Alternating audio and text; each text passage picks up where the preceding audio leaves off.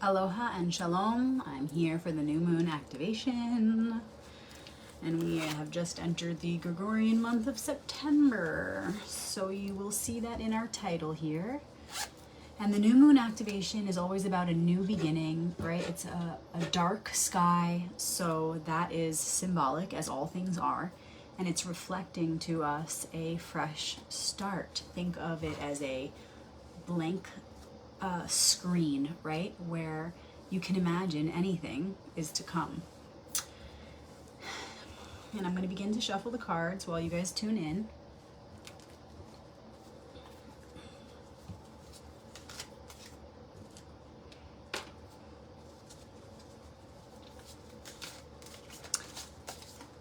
And the future is not written, right? The future is never written. We're writing it each moment with our choices in thought, speech, and action.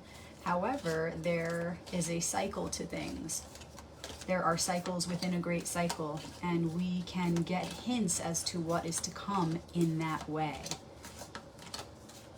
And then with that awareness, we can tread most gracefully this path as individuals and together as a collective, united consciousness. Let me know in the comments where you're tuning in from. West Virginia in the house. Sedona in the house. Sedona, Arizona. Where in the world are you? Let me know in the comments. And feel free to share this video now while we're live with family, friends, or maybe just somebody who needs an uplifting message right now, somebody who needs some inspiration. We got Texas in the house. Or feel free to wait till the end and share the recording. And as usual, it'll be on Instagram and YouTube, Rebecca Magic, for anyone who's not in the Facebook world. Ohio in the house. I'm going to go ahead and shuffle the Hebrew deck as well. It looks like this.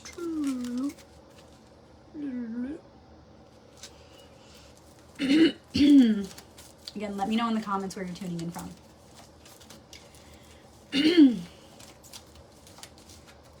All right, so giving thanks in advance for this message that's about to come through, giving thanks to the archetypes, meaning giving thanks to the one and all, because the archetypes are the building blocks of everything. So that means I'm saying thank you. I'm saying thank you to myself. I'm saying thank the one for this message that's about to come through.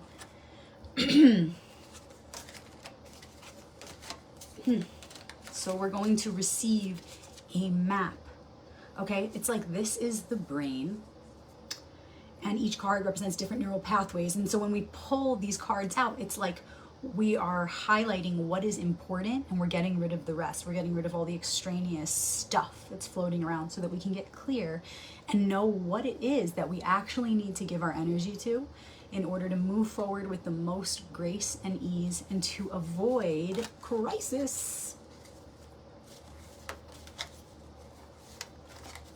So thank you. So beginning with the challenge and gift, which is also known as the focus. What are we moving away from so we could free up our energy from whatever that is? And what are we moving toward? And with the Hebrew cards, we'll pull the ally of the week.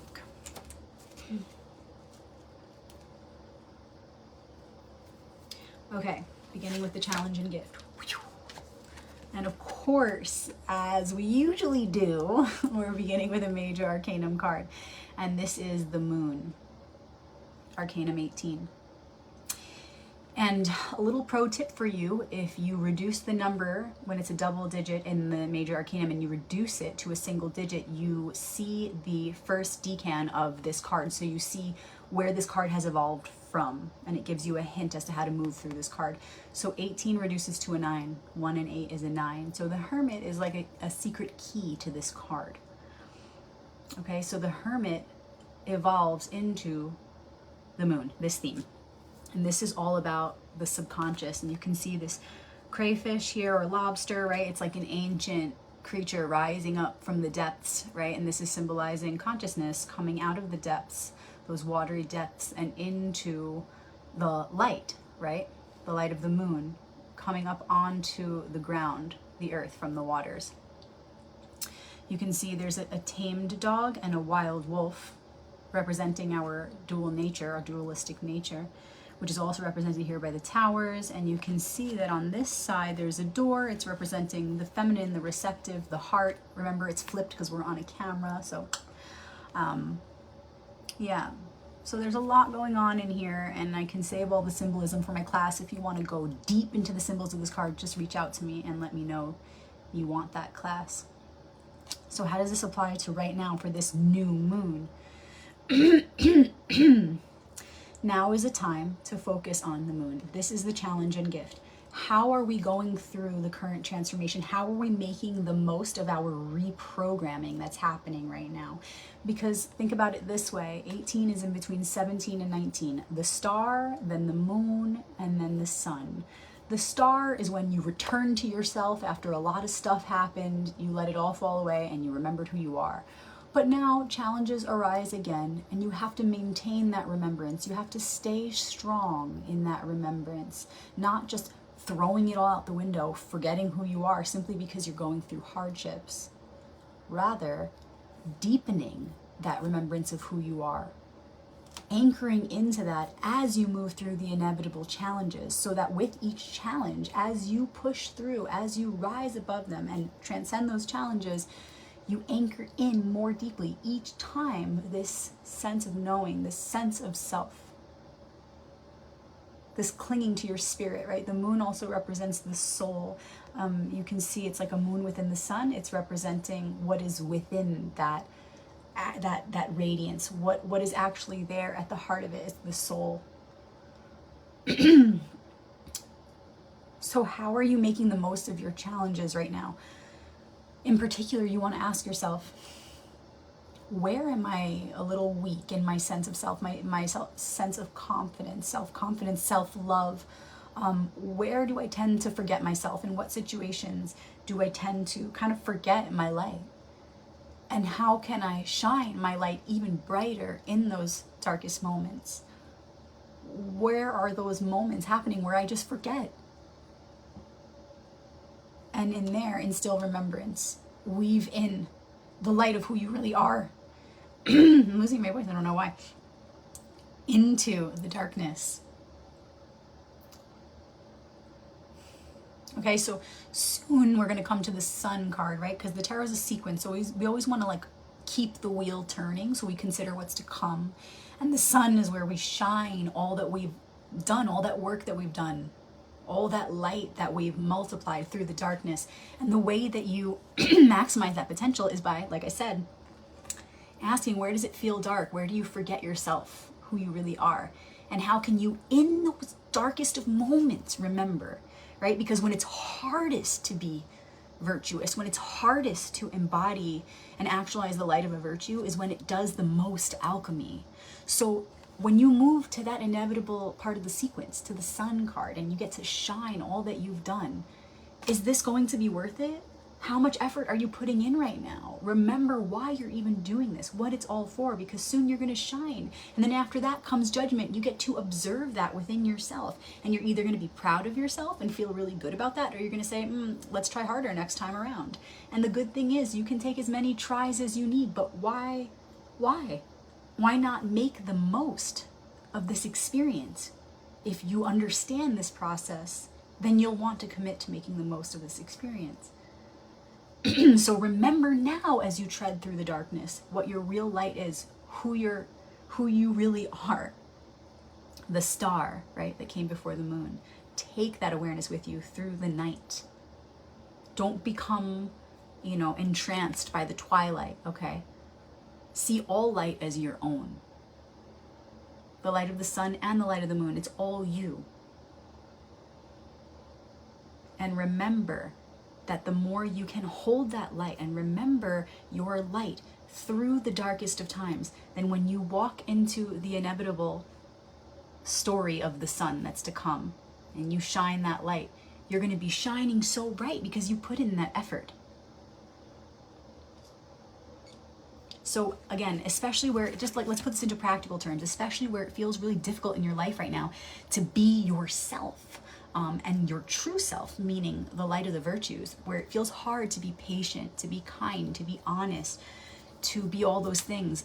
Now you are supported more than ever in this particular moment to stay strong and anchor into that light and be an expression of that light, even when it feels absolutely dark and absolutely difficult to do so. In fact, it's especially when it feels that way.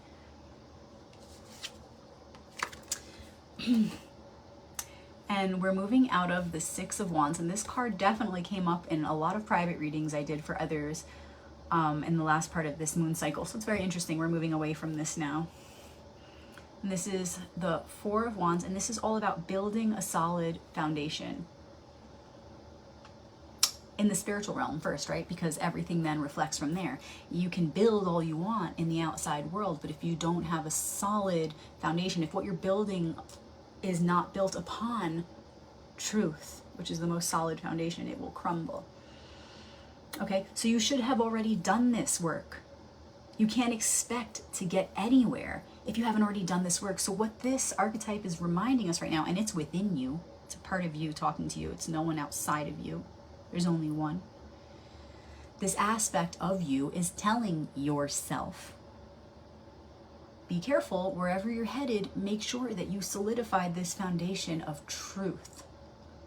Don't deceive yourself. You're going to keep chasing your own tail if you don't do that. So get to it, fix that up, and understand that you won't be able to move through this with, achieving your maximum potential if you haven't yet done this. So get that over with. Make sure you're being honest. Make sure you're being truthful. Make sure that your goals are based in what is good and righteous and true, not just for you, but for the one. And then reapproach this process of moving through the darkness of the night, which is perfect for this new moon energy, right?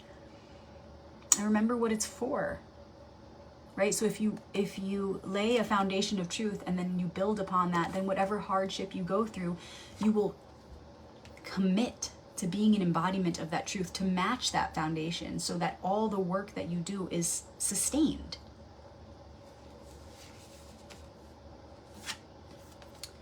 And then we have the Three of Wands on the other side. So we had four, we're moving away from this. Make sure you get that done, set the foundation.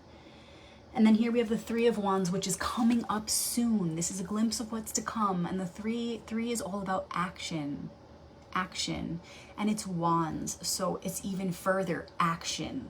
Okay, wands is fire, it's spirit, it's animated, it's action. Okay, this is very much like a fire on fire type of a card. It's also about creativity, passion, spirit, the spiritual path. So you want to think that, okay, I'm soon going to receive opportunities to act, but I want to make sure that I'm maintaining remembrance of the opportunities behind what they look like on the outside, right? Behind the material opportunities. I'm going to remember the real opportunity is always, which virtues can I embody right now? Right? So I'm going to connect it like this for you. As we go through this process of reprogramming, we stay true to who we are, and through the darkness, we continue to anchor in the light. Understanding that as we do that, we will attract opportunities to continue to grow, attract opportunities to act in ways that will further not only our individual, the individual evolution of the psyche and the spirit, but the collective evolution of the psyche and the spirit, the collective psyche and spirit.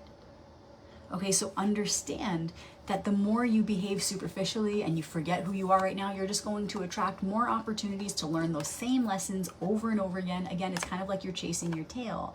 But if instead you recognize this theme right now, because all these themes, you guys, are present all the time. These cards are images representing fundamentally operative laws. So they're all always present. Okay?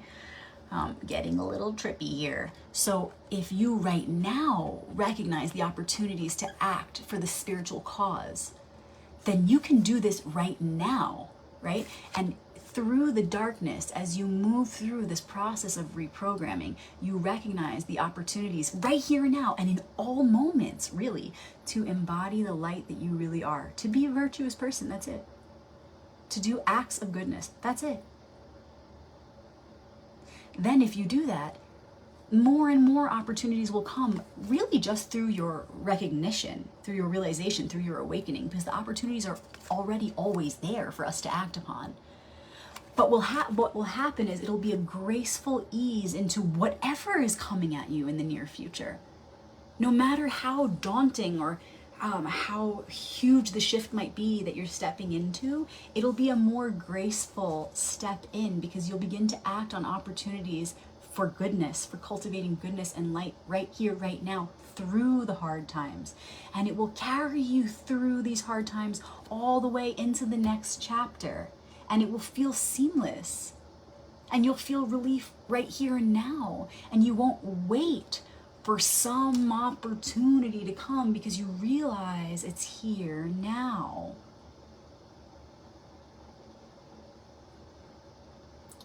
So don't wait to act. Understand there will be many choices to make. There will be actions to take. But you can right now apply this program, this strategy, to the hardships you're currently experiencing, to the transformation you're experiencing. And understand that we're always oscillating between the moon and the sun, right? They're representing our polarities, our masculinity and our femininity. We're in our receptive mode and then we're in our active mode. We switch back and forth. That dance of polarity is literally what's holding up all of this vibrational reality, right? So these themes are ever present.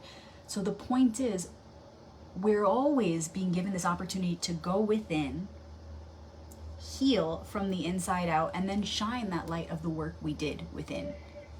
Oh, you guys, I'm gonna do a part 2 in a moment.